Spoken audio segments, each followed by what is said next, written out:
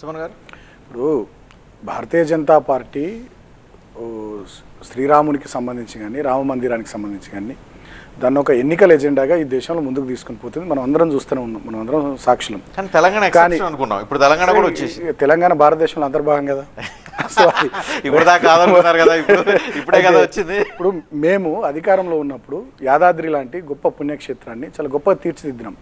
వీళ్ళు రామ మందిరాన్ని అక్కడ నిర్మించినటువంటి సందర్భంలో రామ మందిరాన్ని నిర్మించినటువంటి ఆ ట్రస్ట్ ఆధ్వర్యంలో ఆ కార్యక్రమం జరిగినట్టు కనబడలేదు.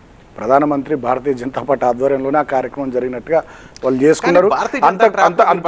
అంతకుముందు గ్రామాన అయోధ్య రామ మందిరం నుంచే అక్షింతలు మన గ్రామానికి వచ్చినట్టుగా గ్రామాన భారతీయ జనతా పార్టీ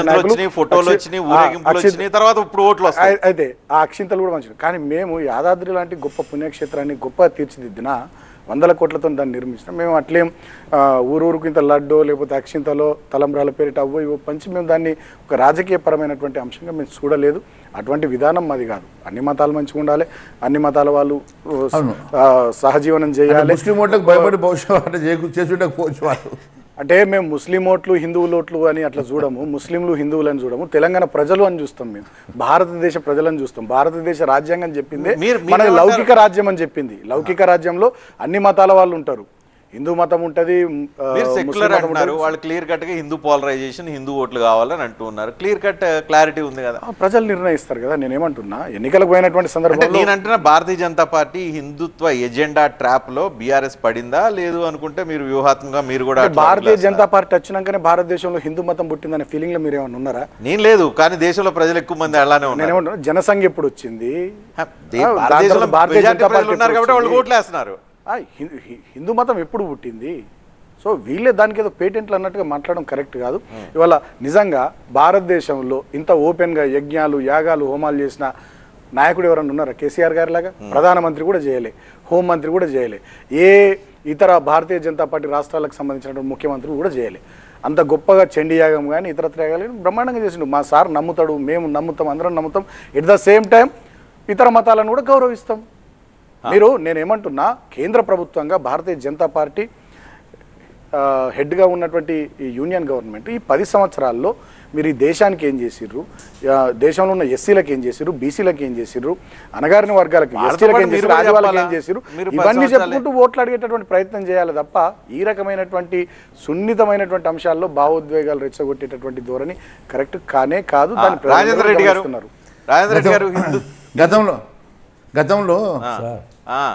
గతంలో తెలంగాణ అంశం కూడా చాలా సెన్సిటివ్ ఇష్యూనే ఉండే కదా. తెలంగాణ అంశం కూడా చాలా సెన్సిటివ్ ఇష్యూ ఉన్నా కూడా తెలంగాణను పెటెన్సీ తీసేసుకొని తెలంగాణ మీద మీరు 10 సంవత్సరాలు ఈ రాష్ట్రంలో వెళ్ళిన మాట మీరు మర్చిపోతే ఎట్లాగా? పాయింటే. ఇప్పుడు నేనేమంటున్నా, వాళ్ళు హిందుత్వం తీసుకున్నప్పుడు మీరు మొన్నటిదాకా తెలంగాణ ఇష్యూని తీసుకొని నడిపించారు కదా. 20 సంవత్సరాలు తెలంగాణ రాజకీయం చేశారు కదా మీరు. తెలంగాణ సున్నితమైనటువంటి అంశం కాదు, తెలంగాణ ప్రజల గుండెల్లో ఉన్నటువంటి అంశం. మతం అనేటటువంటిది కూడా ప్రజల గుండెల్లో ఒక భావోద్వేగమైనటువంటి అంశం. తెలంగాణ అంశం లాగానే మతం కూడా ఒక భావోద్వేగపరమైనటువంటి అంశం. I do agree with that, నేను దాన్ని కాదంటలేను.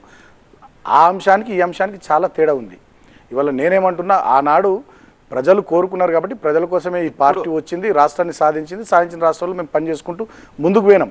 ఆ క్రమంలో మీరు ఇందాక అన్నారు ఉద్యోగాలు ఇవ్వలేరు, 186,000 పైచీలకు ఉద్యోగాలు ఇచ్చినాం. పెద్ద ఎత్తున ప్రైవేట్ రంగంలో 17 లక్షల పైచీలకు ఉద్యోగాలు వచ్చినాయి. ఐటీ రంగంలో కానీ, హార్డ్వేర్ రంగంలో కానీ, ఎలక్ట్రానిక్స్ రంగంలో కానీ, ఫార్మా రంగంలో కానీ.